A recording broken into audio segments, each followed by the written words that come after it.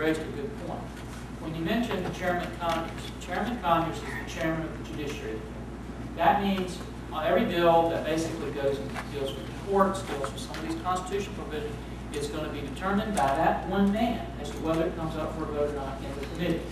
Got to come up to the committee before it goes out to the full House. John Conyers is a nice man. He really is a nice man. I get along with him. But John Conyers is so far left, he voted against putting the Pledge of Allegiance in the visitor center because it contained the word God in the Pledge of Allegiance. And that's who is the chairman of some of these committees. And that's one of our big problems. Somebody up here had a statement or yes, ma'am. I really don't understand, since you all are elected by us and are supposed to represent us, why you can't voice your opinions that you want to read these bills first. I understand that they push the vote, but are there not enough people that would, enough representatives that would stand up and say, no, we want to read it? Absolutely not. Let me just tell you. Then that's up to us? No, that's up to not just you, but every other congressional district in the country. And here's the reason I say it. There is currently a bill that I've supported that just says we ought to have 72 hours. That's not a heavy lift. I mean, just 72 hours to read the bills before they're voted on. We can't get enough people to vote to give that rule and that on the House floor right now. And we have started something called a discharge petition where you sign, where even though it doesn't go through committee, even though the majority leader doesn't allow it, it can come on floor, but it takes 218 members, and the likelihood of us getting 218 members is very small. And then when you say, why don't you speak up about it, two things happen. First of all, they cut off the debate. We can't even debate on some of these bills. And they literally, last year on the energy provisions, I was in there during the summer and all, and they cut the microphones off. And we couldn't even talk on the floor. We continued to do it. But you didn't have a microphone or anything that was on there. But that's what's happening today in many of these pieces of legislation.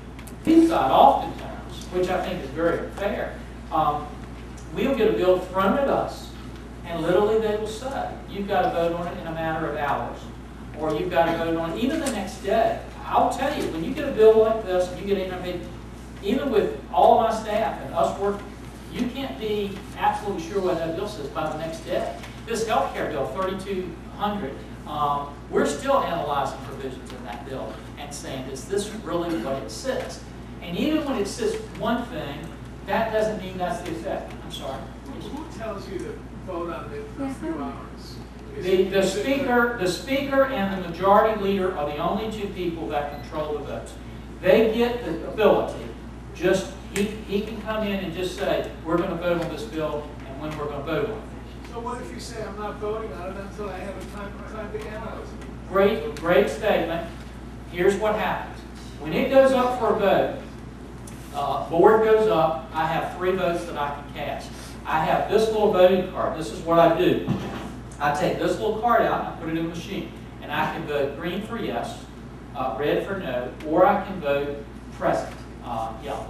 If I do that, you know what you're going to see in the press, you know what you're going to see everywhere else, you know what you're going to read, that why in the world did you know how to vote on that bill when everybody else voted yes or no? Now, I sometimes do that, and what I will do sometimes is just vote no on the bill if I haven't had time to read it or analyze it. But then I'll have somebody say, why did you vote against this provision? And the reason is we didn't have time to really analyze it to make sure that provision was what it said. And so I think it's not just unfair, it's unfair to the American people because, you know, we even had a bill, I think it was last year, Will help me, it was an ag bill that they messed up so bad that they never voted on the right bill. So the president had vetoed the bill, but he vetoed part of the bill, and then they overrode it, but the bill they actually sent him was not the bill that they had voted on. I mean, it was that sloppy and that bad.